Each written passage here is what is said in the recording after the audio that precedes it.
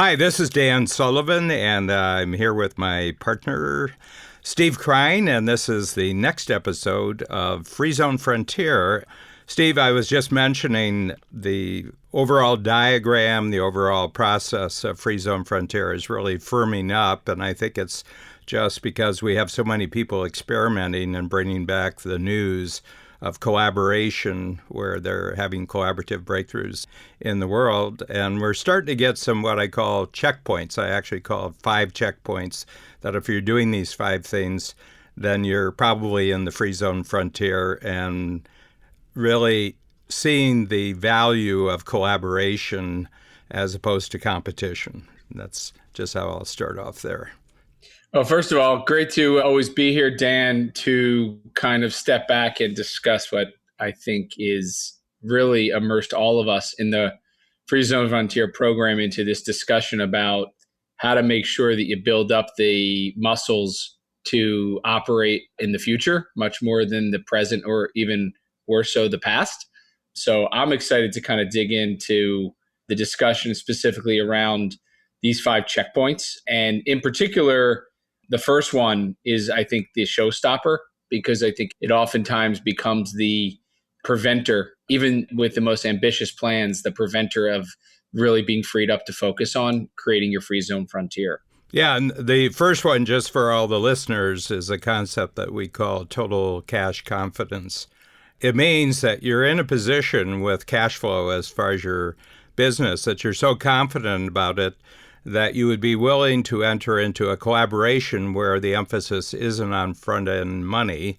It's on the development of a long-term collaboration and a long-term capability that you couldn't create if you were competing.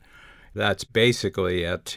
Steve, I think probably we should each give an example from what each of us is doing, because I'm creating, as part of Strategic Coach, I'm creating the Free Zone Frontier as an elite group of people who have really advanced. But the first thing you have to even be in the conversation is you have to have cash flow confidence.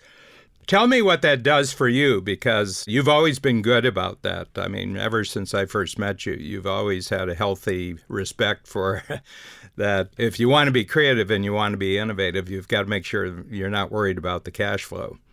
Yeah, it's interesting because I think there's probably 2 elements to what really cash flow confidence means to me, because one of the aspects is how many different ways do you generate money or revenue or cash flow? And when I say how many ways, is that I think a lot of entrepreneurs, especially either just starting out or not really kind of growing fast, which ultimately ends up being like you've got like 3 or 4 different things pulling at your business model or revenue stream model. And therefore you're kind of distracted by not being able to focus on one, but trying to play a little bit of a whack-a-mole with each of the different revenue streams that make up your cash confidence. So one of them is just the idea of how many business models do you have that you're either trying to focus on or struggling to focus on.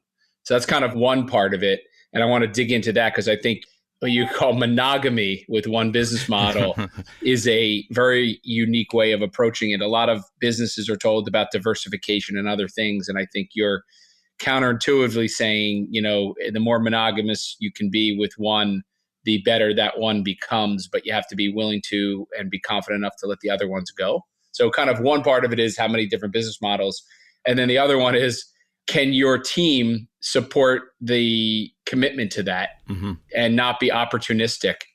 And sometimes it's the entrepreneur and sometimes it's the team always bringing opportunities to fight your commitment to that business model and that revenue stream. And so I found there to be a tremendous amount of clarity just coming from that notion of making a decision to be committed to one business model and making sure that not only is the team committed, but you're resisting all temptation to divert from that focus. Well, I just had an idea. Hi, Lee, are you here? Yes, can you hear me? We can, yes. Hi, Lee. Good morning. Great to see you again this week. Yeah. So great to see you. I'm back in Beverly Hills. Oh, good. So we're recording now, Lee. Yeah. Already in process, talking about cash flow confidence. Sorry, Dan. Okay. So Steve and I were just talking about what I'm calling now the Free Zone 5, which is the 5 checkpoints for putting yourself into the free zone frontier where you don't have competition in the value creation that you're actually creating. You're doing something that competitors can't see. And one of the reasons is very few of your competitors have cash flow confidence. And I know you've put a big emphasis on this, Lee. And I think we've talked about it probably 5 or 6 times over the last year of how you've really made sure that there's a solid foundation of cash that really frees you up to look into new opportunities, to develop new collaborations. And I just like to talk about when that really became a crucial step for you. Well, it's been a crucial step for me for many, many years. I've always had a goal of a certain amount that I wanted to have in cash flow for me to manage everything. And what happened was when I was selling one of my businesses that generated a 6-figure extra cash flow for me each month, I realized I had to replace it with other income streams right away because I was already used to that. And so that's when royalties came into play. Yeah. We're going to go around and we're going to talk about each of us in regard to the Free Zone 5. So we're just talking about the very definition of cash flow confidence and also what Steve brought up, and I hadn't really seen it as clearly as he stated it. One of the aspects of not having cash flow confidence is that you have different business models that you're dividing your time among. And inside your company, you actually have competition for attention among the different business models. Okay, so it's one thing to have competition out in the marketplace with your business, but it's another thing inside your business to actually have competition for your attention, and I'm sure for resources and who gets favored. Well, luckily that didn't happen that much. I have self-managed companies. I mean, I had more than 50 trips last year. If they were counting on me for anything, they didn't see me very often. So one of the beauties is that I set up teams to be successful on their own and they report back to me what's going on. And I just pipe in as a visionary more than anything. Sometimes I give them things that we've done in the past. Sometimes I allow them to do things on their own, but they're mostly just checking in with me at this point. Yeah. So, Steve, it seems to me from our conversations, and this goes back a number of years, that Startup Health is that single company because I haven't seen any deviance whatsoever from your passion for the Startup Health network that goes back, it's 5-6 years now. Yeah, it's actually, this will be our 9th year. 9th year, but we've been certainly talking about it full time for the last 6 years. Yeah. And Lee brings up one ingredient of what you were talking about, which is, are there other revenue streams or passive income flows that you have? But in the case of just the main free zone frontier business and the main focus of Startup Health, it's not just that Startup Health is my only focus. It's that within Startup Health, we only have one business model. And that is we invest in entrepreneurs who are committed to achieving health moonshots. And the flow of capital comes from investors backing our funds that allow us to back those entrepreneurs. And that is the single business model, despite how many different things we do that should raise the eyebrows and go, wow, you could make money that way and you can make money that way. We have significant media platform, a print magazine, a big festival we run.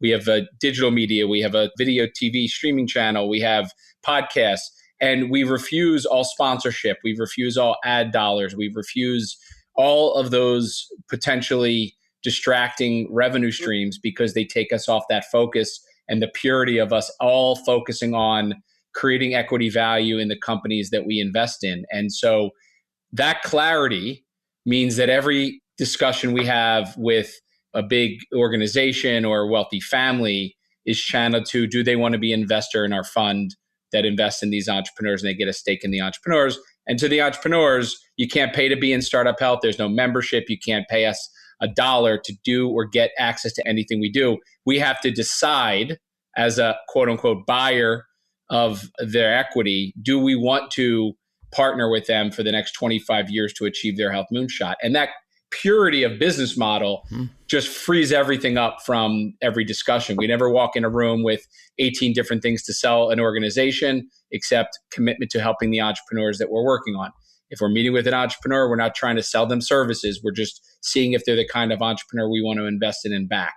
So that is not just a statement to do, but it's a daily exercise in restraint and commitment across the team to not allow the distracting opportunities of the day deviate us off the idea of every quarter selecting the 15 to 20 entrepreneurs we're going to invest in, like we have for the last 8 years. Every quarter, that's how we have 320 plus investments. And every quarter that's going to grow because we never deviate from that. Yeah. I love it. I love that. And Gary's 100% focused on holistic veterinary medicine. He's the exact same as you. He is 100% in 100% holistic medicine for animals. And that is all he does. Yeah. Period. He speaks because he's advancing the industry. He creates products because he's advancing the industry. 100% of what he does is in holistic veterinary medicine. That is his love. That is his joy. I'm the multiplier for what he does. Yeah. Tell everybody who he is, by the way, for those listening who don't know who Gary is. Gary is Dr. Gary Richter. He's a graduate from the University of Florida in veterinary medicine, graduated in 1998, and basically has been focused on holistic medicine and integrative medicine in the San Francisco Bay Area ever since.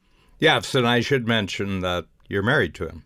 I am married to him. I've known him since he was in high school, through 10 years of college. This has been his one and only focus his entire life. There wasn't even a plan B if he did not get in vet school. It was only one plan and all he's ever been focused on. And my joy is helping to bring him and his genius to the planet and what he's passionate about. 2017 in September, he won Practitioner of the Year in Integrative Medicine from the Holistic Veterinary Conference. They picked him as the Practitioner of the Year. And what he's been doing is going around to general practice conferences and talking about the things that he's doing in integrative medicine. Only one focus.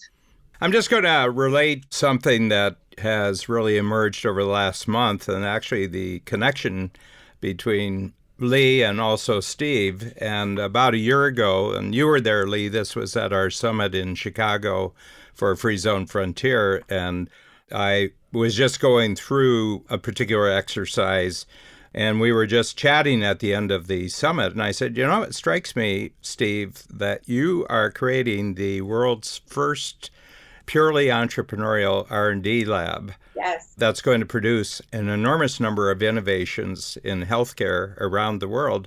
And I can't see how anyone else could do this unless they had the structure and the focus that you had. And I know I planted a seed there. Yeah.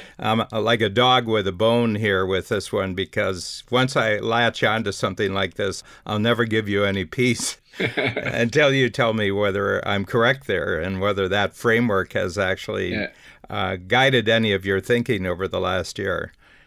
Well, I mean, it hasn't. It's funny because sometimes we're so close to our business and we have our own thinking around how to describe it. And so when somebody else finds I think a simpler way, because I know you're a simplifier way to describe it, I think still draws to the core of what that, single business model is, which is we believe that entrepreneurs, specifically the entrepreneurial mindset and the unique characteristics of how an entrepreneur who is aiming to transform health is thinking, an entrepreneurial mindset and entrepreneurs are going to be the ones that help really usher in a transformation of healthcare so we can, end cancer and cure disease and bring access to care to everyone in the world, but doing it by collaboration between entrepreneurs and clinicians or entrepreneurs and researchers or entrepreneurs and other experts that team up to really focus on making meaningful impact. And so our fundamental belief is that it's not going to happen with any one organization or any one person. It's going to happen through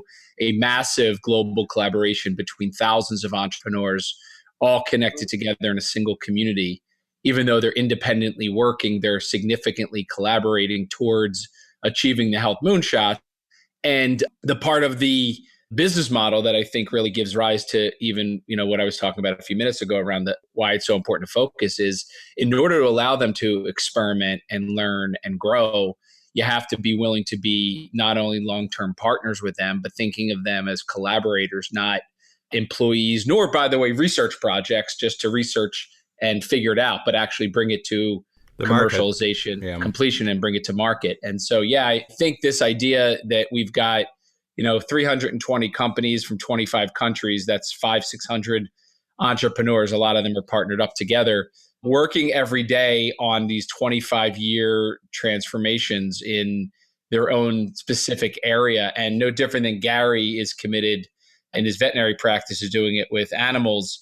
I think the idea of an individual, especially with the right mindset, committed to that long-term impact, I think the idea is how do we continue to support them and be a hero to them every day? But that was a very helpful kind of simplification of what we're doing, Dan. Yeah, and I see it that way. And when you're not around, that's how I describe you. So I just want to let you know whether I should describe me that way more, because I'm constantly reminded every time I talk to you, and then I go away and I don't. And I got to keep doing it. Yeah. Yeah, well, I want to be a 25-year hero to you, so, this is my contribution. But you can see the linkage between the total cash confidence, which is checkpoint number 1 for the Free Zone Frontier, and this 25-year hero target. Lee, I think that you're also kind of positioning yourself in the healthcare for pets world, and probably, I know that at your conference in San Francisco 2 weeks ago, Steve, that Lee talked to you about. This was a conversation I had with Lee at the last Free Zone Frontier workshop that she was in, and she said that she was going to talk to you. And I said, well, it's very interesting because in Canada, there's always been a line since I moved to Canada almost 50 years ago, that the best healthcare system in Canada is the one that dogs get. The whole thing that people really, really go out of their way. There's fast emergency service and, dogs come in. Mm-hmm. And I said, but that's not true with people. People don't get the same access to that. It's not that all dogs are treated well, but the dogs that are treated well are treated really well. I just suggested to Lee that the pet healthcare system is probably based on love, and a lot of the human healthcare system is based on fear. And what I notice when I'm in hospitals, there's an element of fear when you're walking through the hospitals. And I was in for cancer treatment 4 years ago, and I was the only happy patient. I have to tell you, on my entire floor, everybody else was grumbling and everything else. So I got the best treatment because I was the only happy patient. So nurses and doctors actually liked seeing me. But the whole point, Lee, is that I think that the model that Steve has created in the human healthcare universe worldwide is also a good framework for looking at the pet healthcare framework. And you could have an R&D network for the healthcare based on what Steve has already pioneered worldwide. Yep. I'm sure there's very ingenious people worldwide in relationship to pets, just as there are for human healthcare and innovation in healthcare. Well, it's interesting, even since we started this conversation, and Steve and I talked about this a lot last year, people are popping up into my sphere of influence exactly like that. Perfect candidates to be in R&D with us later around where we're going. My husband's been speaking at a lot of conferences since he won that award. He's been invited to more. And so many people are coming up to him after from huge multi-billion-dollar companies saying, how can we work and collaborate with you? How can we get the message out? How can we change things? So just by putting it out there that we're interested in doing this, people are showing up exactly like that. Mm-hmm. Steve, I haven't talked to you too much about this, but in the last couple of months, Babs and I signed a contract with Hay House Publishers. Yep. And it was based on taking my small books, one of which I create every quarter, and starting a process where every year in October, one of the small books will become a major market book, where I'll have a collaborative writer with Ben Hardy and a collaborative strategist and book positioner in Tucker Max, and then the owner of Hay House. All three were very excited, but what really locked it in is that I have total cash confidence about this. So all the money that the books make, if we have 10 bestsellers in 10 years, every penny that's made from that book success stays on their side of the line. And the reason is because I want the book to put new registrations into Strategic Coach. And it was so funny because when I bring up that topic, and they said, well, why didn't you take part of the money? Right. And I said, let's just walk this through. I said, what money are you talking about? I said, there was no money. What created the money was the collaboration. I said, unless you had the collaboration, it was actually Ben and Tucker who went out and sealed the deal, and Tucker especially the 10-year deal. I said, this was purely created through the skills that I don't have. I said, I don't have any of these skills. I'd just be pumping out these little books forever, but I'd never take out the time or the focus or attention to actually turn it into a major market book. What really sealed the deal, and we were talking, that all four of us, and that would be Ben and Tucker and Reed Tracy, who's the owner of Hay House, were all totally committed to the entrepreneurial reader around the world. This is the passion that we all have. We have easily a 25-year commitment, so there's nothing to distract us or to disrupt us during this. Oh, we should take the book and make it for the corporate market, or we should take the book and make it for the foundational market. This should be a general market. And we're very, very clear that the reader of this is entrepreneurial and, is either an aspiring entrepreneur or it's someone who's a very successful entrepreneur that wants to get better. Yeah. So putting two things together, I have cash flow confidence, so I can do that because I know how to make money on my side. I don't need any money from the outside. But the other thing is that everybody in the collaboration is totally committed to this 25-year vision of bringing out powerful books. Yeah, I think you're glossing over a big piece of the magic of the cash flow confidence, the chicken and egg question about cash flow confidence, right? Which is what comes first. Your actions, let's just pretend for a second that you didn't have the actual cash flow, but you had the confidence to be cash flow confident.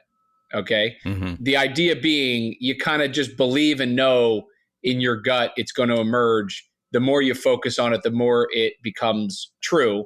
Your ability to say, I only make money one way, which is putting entrepreneurs in seats in my program.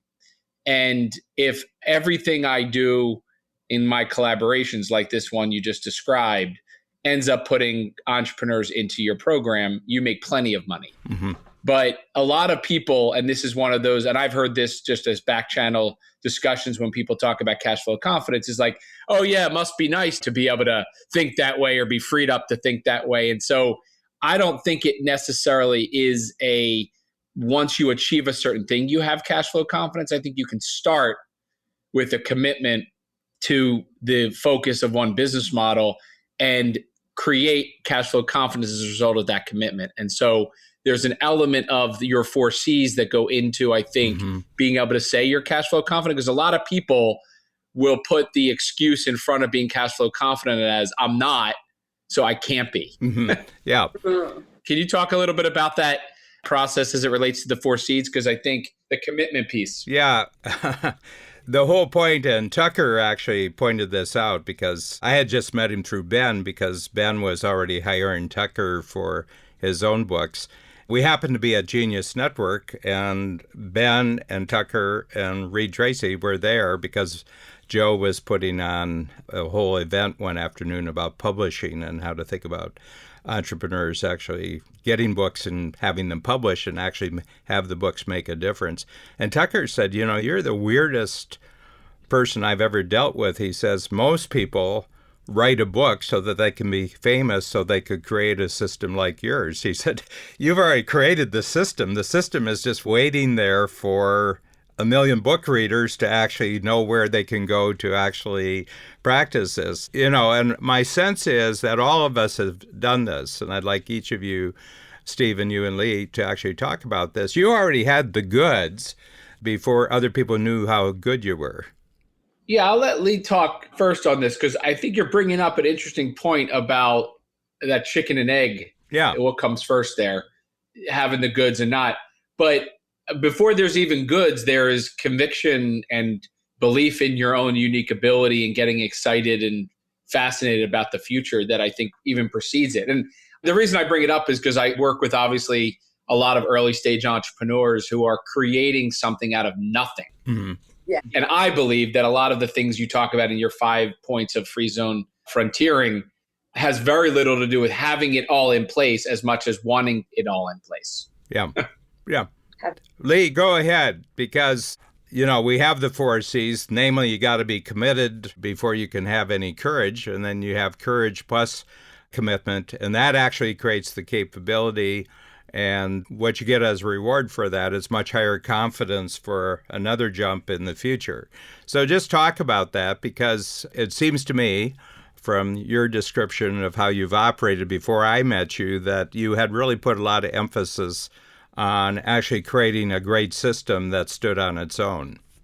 Well, thank you. Well, I worked in finance for 14 years. I got my Series 7 and worked in finance, and I got my first experience in the financial world, working with Merrill Lynch, working with clients, looking at business plans and helping other entrepreneurs. So after 14 years of that, then my husband and I moved to the Bay Area. We bought a general practice that had already been in business for 40 years. It was $1 million investment at the time, 3,500 current clients. You fast forward to when I sold the business, we had 25,000 current clients. So that's the part of the multiplier. I was doing it in a 15-mile radius of how to help people. Well, during that tenure is when my husband discovered holistic medicine. Mm-hmm. Ironically, we published a book with Hay House in 2017 with Reed Tracy. So I've worked with him for years. We're working on a second book now. And he is phenomenal. His team is phenomenal. And that's a great multiplier for us. He brought us out to the world. Why pay attention to holistic medicine? And from that, I then created a collaborative partnership that started bringing out holistic products to animals. And that's where the Cash Confidence came in. Even more so is because now the products are going out. They're actually headed to retail stores soon. We're working on that right now. But it's still in the same one alignment, which is animal medicine and promoting animal medicine, period. What I've done is, just like you, is go out and find the right who or the right partner for the thing that we're doing. So we had Reed Tracy when we were doing the book. We had a team of people that were helping us with promotions around that. Now we have two separate teams that are helping us with products. One that's here in the United States and another one that's in the UK. So we're still putting the same genius in it and the same amount of effort. And we're multiplying with them. They're simplifying it and then multiplying it with us. Yeah. Well, Steve, back to your comment, because again, what Lee just said is that they had a lot of goods before people discovered that they were good. And I would say the same thing with you, because our relationship goes back 23 years. I mean, first of all, you were new to the program, to a new business, but you were uniquely successful in a way of having a cash foundation that allowed you to explore a lot of different things. And I remember the transition when you started talking about, there's not much knowledge out there about health. It seems to be a very, very disorganized kind of world. And this brings back the point that you have taken an enormous amount of complexity and simplified it in the whole different aspects and the different impacts of startup health. But we're talking about players here. We're not talking about would-be players. We're not talking about wannabe players. But having said that, if you are a wannabe player and a would-be player, and you know that this model exists, it actually simplifies your life enormously on what parts of your entrepreneurial progress to focus on first. And I think cash flow confidence is the first thing that you have to focus on. If you kind of boil it down to each of these pieces, cash flow confidence, and the reason I brought up that chicken and egg is I could take an entrepreneur who's trying to figure out their business model because they're just getting started and use the same idea of one business model, the focus, make sure that it's the kind of business model you're going to want to be committed to for the next couple of decades, that it's going to make sense in terms of sustainability and scalability, and it's going to be the kind of thing that's going to kind of endlessly both fascinate and motivate you. But it also, at the end of the day, has to allow you to be freed up to keep laying the tracks in front of you. So just for purposes of kind of bringing all of the 5 pieces together of the Free Zone 5, the cash flow confidence and the hero target go together, right? The idea that if you're confident about your cash, or you are committed to being confident about your cash by focusing on one business model, and you know who you want to be a hero to and that 25-year target, then what's interesting is that all of the things that you need to actually make that happen can be figured out what comes from you and what you can do to help those, in my case, entrepreneurs who are trying to achieve health moonshots, for others who have a different target they want to be a hero to. But I think the 360 DOS, the simplifier, multiplier, and the collaboration model that you outlined. Why don't we take a break here and then just pick it up on the next podcast? If the conversation is rich, we can break it up. And I think it's been really rich right now. I think there's a lot of very, very interesting talks about this. This is a marriage, a marketplace marriage that we're talking about. And all the rules that make a successful marriage between two people also apply to a marketplace marriage that we're talking about. You got to have good finances, you got to have total commitment. And then there's a constant exploration of what's possible in growing the relationship over a lifetime. And so I'd like to just end there. And Lee, are you good for another one with us? Absolutely. I'm all yours. Okay, good. And we'll pick it up on the other side. So this is the end of this podcast, and we'll have you come in for our next one where we'll talk about 360-degree DOS, which I've renamed since I actually printed out the diagram that we're following here, and it's called Deep DOS Innovation because that really broke it open when I started talking in those terms. See you on the other side. Bye, Dan. Bye, Lee.